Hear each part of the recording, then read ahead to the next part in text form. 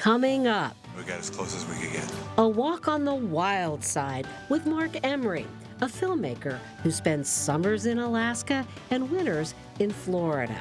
From Gators to Grizzlies, some of his secrets to success. What you really want to get is that animal acting naturally. So I don't go out and feed animals. We don't do any of this kind of pushing an animal to do this or do that. I'm hopefully just part of the scenery. Also ahead, I'm trying to get 2 a day done, which is a lot of work, a lot of knots. the zen of how to hang a fishnet, a skill that brings Marcia to Naknek year after year. Alaska, where there are old triumphs, but also new frontiers, with challenges as great as the state itself, but a belief that the best is yet to come, bringing you the faces, the places, and the spirit of the last frontier. This is Frontiers with Rhonda McBride. Welcome to our program. Alaska is a place where there's a chance to push into new frontiers of photography, and that's Mark Emery's passion. Every summer, he heads to Bristol Bay to film bears, birds, and other wildlife. He sets up shop in King Salmon, where he always seems to have some big projects in the works. Imagine biking with a $250,000 camera on your back. Well, that's what Mark Emery does for a living. Where he goes, the camera goes.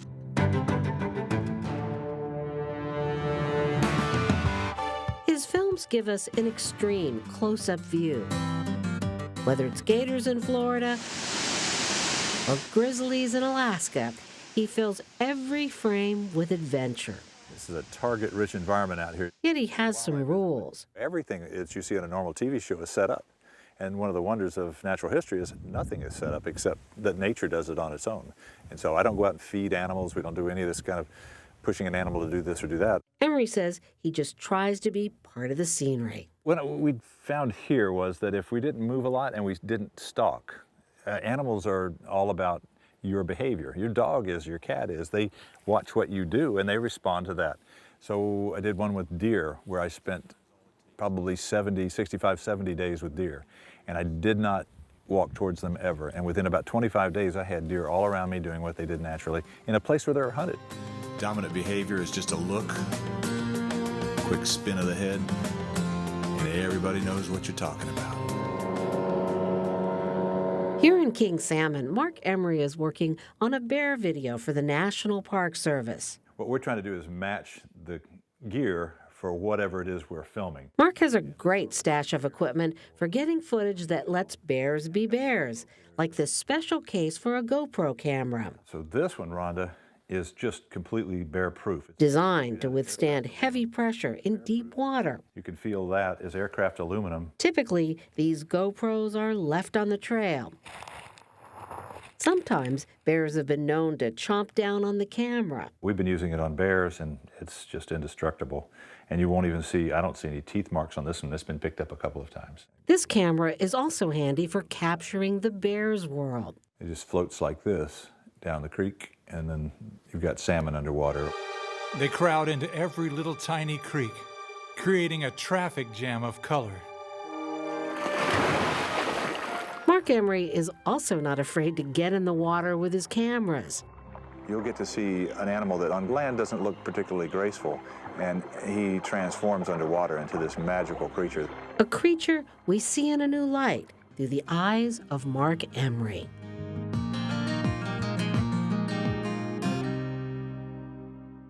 Mark Emery has worked for National Geographic, Discovery Channel, BBC, well, the list goes on.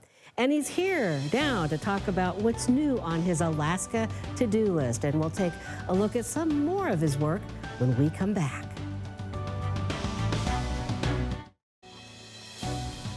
In his work as a wildlife photographer, Mark Emery has captured some amazing images, but the backstory on his films and photographs are also pretty amazing.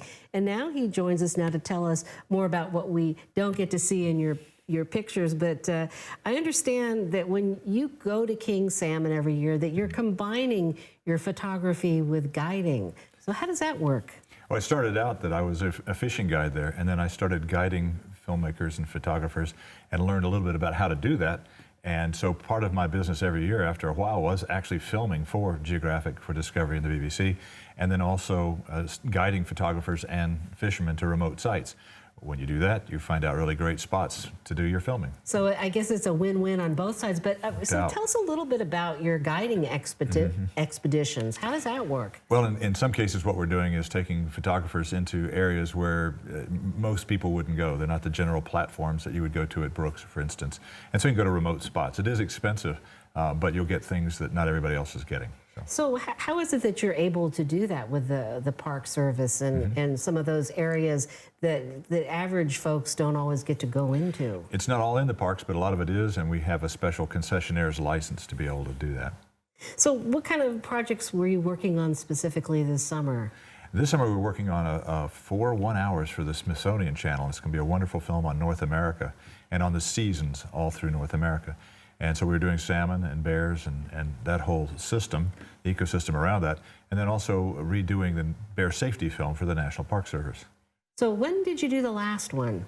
22, 23 years ago. So we've learned a lot about bears since then. Yeah. And so what's going to be in this video that will be different? Well, all I did was shoot the bear section of it. There was someone else from the National Park Service who shot the people part, the part that is actually doing the discussion of what to do and how to do it.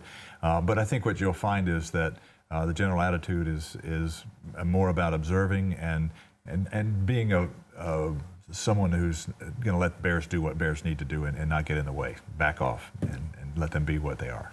Well, we've got an excerpt from one of your other videos, and this one is called Bears of Summer. Yeah. Tell us a little bit about this. Well, Daniel Zatz and myself worked for several years on a larger project for the National Park Service, edited this down for Curiosity Stream, and made a film that was more interesting maybe for kids or younger people, so that it's quicker and everything's kind of compressed into 8 or 9 minutes instead of a 1-hour show. All right, well, let's take a look, get a taste. We're looking at a bear's tracks on a mountainside in southwest Alaska.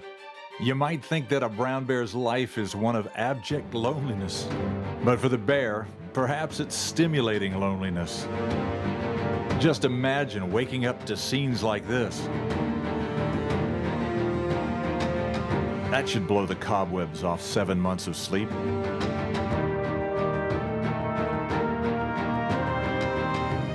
Early in spring, we often see these bears walking along the tidal flats. He's here to find a tiny candlefish. It's a cool little species, so oily it can be dried and literally lit on fire.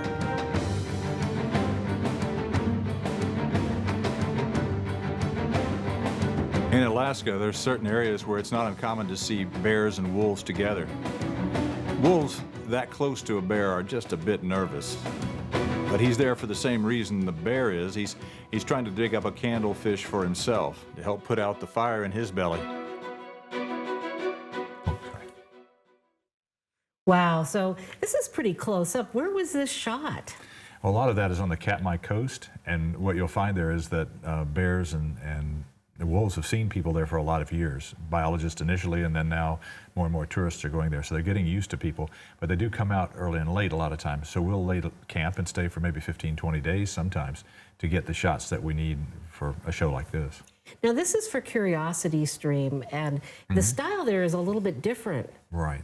What Curiosity Stream is, the head of Geographic and the head of Discovery put together a company to make films that would really relate to a lot of larger audience. And so a lot of this is aimed at younger people. They're not going to watch a 1-hour show. So we're going to compress a whole 1 hour into a little chunk that's 8 or 9 minutes long. So if a kid's going to work in the morning, he's in his 20s, and he wants just to watch a nature show, he can actually watch it on a train or in a plane or wherever he's traveling and put it on an SVOD. What I find is interesting is that you don't write a script. They don't want you to do that because as a broadcast storyteller, we usually have scripts. That's a little different. Yeah, it really is.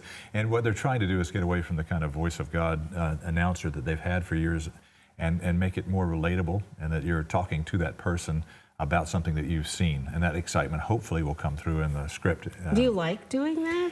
Would be challenging for me, I know. It really is. It's tough, and I don't know anybody that really loves hearing their own voice, and I'm one of those people. That's the least exciting part to me, is to do that. But it is also important to try to relate to lots of folks with it, with just a natural sort of way. So one of the things that strikes me is everybody in Alaska remembers Timothy Treadwell, and this is kind of in the area where this footage was shot. People may remember that Timothy Treadwell, an animal activist, and his girlfriend died. You know, they were attacked by a bear in their tent. What are some things that you can tell us about what happened there? Well, in the case of Timothy, I don't necessarily need to comment too much on all that, but what happens in a lot of cases are people don't notice the seasons of how animals do what they do, and you really have to watch bear behavior. And they'll let you know when they're irritated and upset and angry and grumpy and all that sort of thing. You need to really know wildlife behavior at the ends of the season out there, because the salmon run out. And when the salmon run out, the bear changes. And if you're not aware of that and you're not watching what you're doing, you can get in real trouble. Well, we do see you in your films and photos sort of put yourself in harm's way, or it would appear that way. Yeah. In actual filming, a lot of times you get compressed in a shot, so it looks like you're closer than you are. Also, what happens in our world is that we don't approach them. We sit in an open pasture, and if they come up into our area, we'll film them, and then they move on. So they have all the options in the world to go and come, and they're not pressed that way. And so you get much better natural behavior. I'm not interested in one single snapshot. I have a 1 hour show to make or a half-hour show to make, and I have to have natural behavior that goes together in a series of shots. So it's not trying to sneak up on something and take a picture. We don't do that. But because you do it the way you do it, do you find that there's more intimacy? Absolutely, and you can get a real view of their lifestyle. I mean, they do a lot of complicated things. I mean, how much do they trust you? I don't know about trust, but if you're doing the same thing as a fox or a wolf or another animal in their environment, and you act the same way, in other words, you're staying in one area and you're keeping a distance from them, then they're more interested in what they're doing. They're not that interested in what you're doing. So, but in terms of your interaction with them, what's the aha moment for you, one of those magical moments you recall? Part of it is what you're talking about, the intimacy of what's going on with them, and just letting them, being into their lives where you can see what's going on and watch that, and do it in a safe manner for your whole crew. There might be 2 or 3 of us together. There's a sound person and a producer or a director with us while we're out there. So everybody has to be safe, and so we have to, absolutely do that. But once that trust is established and you're out there every day and they're used to you, then you can get really wonderful footage about how they live and what they do. I mean, what do they do at night when you're asleep and when I'm asleep? They're still doing things. Stuff's but I understand still that you had a moment where some cubs actually came up to you. In the case of bears now, the sows with cubs have been around people so much that they've realized that the boars don't come in and attack them and their cubs when they're around people. So they'll use you to wipe them off. So we literally had cubs come in and go right up to our, one of them licked my knees and just checking me out. And it's an uncomfortable moment, there's no doubt about it. But also you realize what she's doing, and she's just sitting back there and no signs, her ears aren't pinned, she's not doing anything like that. So. But I guess it has to be very situational. Oh my goodness, there's so much food. I mean, they have tons of grass in some of the bays there that they can feed on when there's no salmon. They can eat salmon until they pop. And so after Thanksgiving dinner, you don't pick a fight. Well, in the wintertime, you go to Florida and you work with the Gators. Now, one of the things that's, that people might wonder is, how did you get started with that? We got fortunate in the guy who basically invented the crocodile of the hunter of the world was a guy named Ross Allen, and he literally brought every single croc from every species of croc to Florida and set up a reptile institute, largest reptile institute in the world other than the Bronx Zoo. And so I got to work there. And so every day, 5 times a day, I'm milking snakes, wrestling alligators, and you'd have a group of 50 to 150 or 200 people listening to you while you spoke, while you milked a snake or wrestled an alligator. So when you got to filmmaking, you knew the habits of those animals. You knew when they're going to attack and what time of year not to do underwater filmmaking. And that really was a tremendous blessing for me when I got involved in it. Well, one of the things that you do, and this kind of makes me nervous even to hear about it, is you dive in the water with the alligators. Yes, ma'am. We've been in Cuba, and the most dangerous croc in the world is called the Cuban crocodile. We've done a ton of stuff with alligators underwater. These guys, what they're doing is either hunting for food or they're finding places to hide from other alligators. And they have nictitating membranes over their eyes so they don't see real well. So you notice a lot of the shots, I'm at an angle and slightly above and behind, like a fighter pilot would do to another fighter pilot, to not be seen. And so underwater, he may see a shape or have the realization that you're there, but it's not a threat to him. So he doesn't feel that about it. Here he's putting a stick on his nose, and this is new behavior, and it's to bring birds in so that he can attack. And he looks like he got something. They're real good at taking different egrets and herons and such. So which is smarter, a gator or a grizzly? Well, they're entirely different kinds of strategies. These guys are lion weight predators, the alligators. In the case of a bear, much smarter. They have an incredible sense of where they are and timing. There have been bears that came to Brooks on the same day. 365 days later, they came the next year, the same day. Now, you drop me off for 15 days in the woods, I've got to write it down when the plane's going to pick me up. I don't know. I forget. So they have amazing awareness and very bright, very bright. So one of the things you do a lot of are take still pictures, and we're going to show some of them here. But in your mind, what is it that makes a good image? What do you strive for? Well, really what you're doing is trying to freeze a moment that makes people want to look at that shot. So you're freezing action sometimes. Sometimes it's a compositional thing that you're trying to do. But in general, you're also trying to have something startling enough that people will take an honest look at it. And there's so many images out there now. You have to have something where the abstract face of a puffin shows up, or in the case of a rainbow trout, have remarkable light that lights up all those great colors that a rainbow trout has. And so it's all about lighting or action. If you can get the two together, then you've really got a nice shot. And in the case of these alligators, the reflection of the alligator on the top is as important as the alligator is himself. This started by going with a really great photojournalist, Natalie Phobes, who won the Pulitzer, was a finalist for the Pulitzer Prize. I worked with her on several shoots, and I realized I needed to up my game to get shots like this, where you have real intimate shots of animals that most people won't even want to get close to in the first place. Well, what's this guy doing? Yeah, he's got his tongue up, and he's actually picking up scent, my scent probably, and putting it into this Jacobson's organ, and he can tell a lot about what's going on chemically. And so in a real quick moment, you only have a split second, you have to shoot a number of shots to get that shot. Well, we're just about out of time, but I did want to ask you, you compose your own music for your films. Why?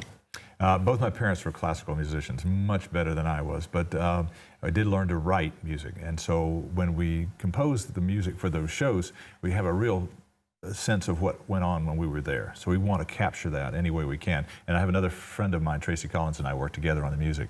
And I think it brings more to it. When you have action sequences, you know what it felt like to be there and have that happen.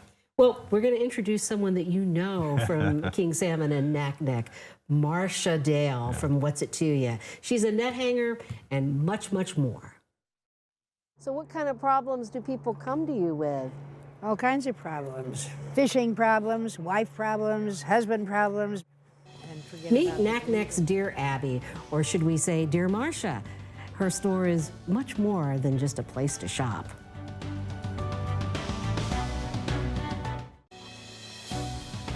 You might call people like Marcia Dale part-time Alaskans, because every summer for the last 30 years, she leaves her home near Anacortes, Washington for Naknek to hang nets for Bristol Bay fishermen. So if you're hankering for a candid conversation, some stout coffee, and don't mind cleaning out your cup, the WHAZITUYA shop is worth a visit. Nets are the workhorses of the fishery, subject to wear and tear and expensive to replace. you didn't have a net, you wouldn't catch a fish. That's why you ask people like Marcia Dale to hang or basically rebuild your net. Marcia recycles two fishing lines, the cork line and the lead line, and ties them together with new webbing. This customer doesn't like quite as much lead line as some. The cork line on the top gives the net buoyancy, while the lead line on the bottom, which actually has lead braided into it, holds the curtain of mesh in place. Boy, that is heavy. Yeah. Yes, it is. And that's nothing. Marcia hangs about 100 nets every season, or about 2 a day. A lot of knots, a lot of heavy lifting. not very many hours sleep. About 4 or 5 hours a night. Well, you're working so hard and so fast, so it's hard to tell. Are you enjoying this? That's a really stupid question, because if I didn't enjoy it, I would not be doing this for 30 years. You can always count on Marcia for the unvarnished truth. You're still not going to tell me how old you are. That's right. Because I don't trust you. Suffice it to say, she's simply ageless. I'm not out to impress anybody. Sometimes, like the necklace of floats she strings out on the floor, she offers up these pearls of wisdom. You have to have a good imagination to hang nets. As her hands fly, she's often deep in thought. I just kind of get into a zone, and it's almost meditating.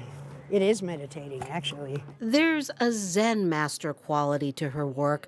Maybe that's why people seek her out for advice. So what kind of problems do people come to you with?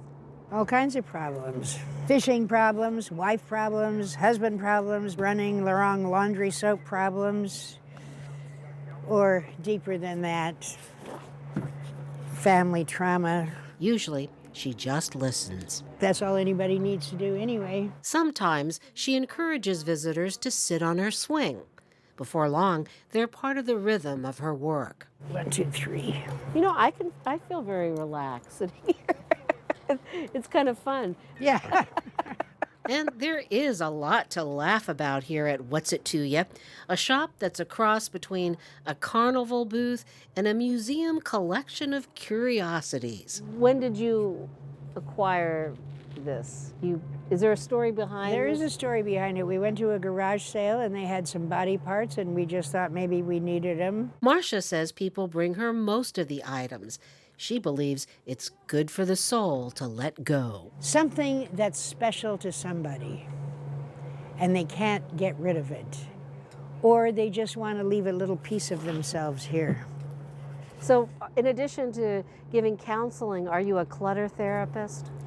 I should be. Marcia Dale, many things to many people here in Naknek. This is what I do. I like being a free spirit. The same spirit that's prized out here on the fishing grounds, almost as much as the fish.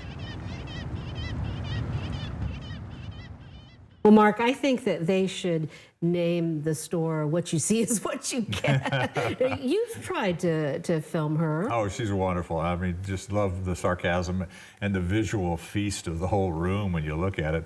We filmed her in slow motion, and it was just watching those hands move. It's like a concert piano player. It's a wonderful thing. Yeah, I think what I love more than the animals and the wildlife of Alaska are the people. Absolutely. We come back every year thinking, we miss our friends. It's just 35 years and we're still coming back. So yeah, it's the people. Well, thanks for taking time out of your trip home to Florida to spend some time with us. Appreciate it. Thank you for having me, Rhonda.